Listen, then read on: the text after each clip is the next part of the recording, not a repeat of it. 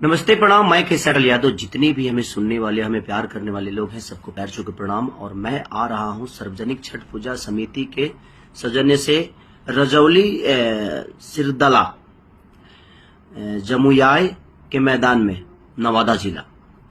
ये रजौली सिरदला जमुयाय के मैदान में, नवादा जिला। तो आप लोग अपना प्यार और आशीर्वाद देने के लिए कल यानी 1 नवंबर को मेरा कार्यक्रम है। ये नवादा जिला में, रजौली में, सिरदयाल जमुयाय के मैदान में।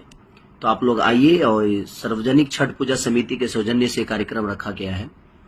और हम ही नहीं, कल एक मेरा गाना भी रिलीज हो रहा है, उसी के सौजन्य से। आप हमारी नम्रता मल्ला, जो अभी आप लोगों ने देखा था गाना, बहुत सारे गाने में उन्होंने किया है।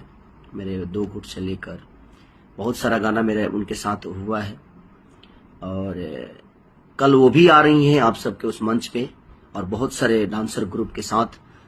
आप लोग का प्यार पाने के लिए हम भी आ रहे हैं। तो कल आइए और अपना प्यार और आशीर्वाद दीजिए। Love you.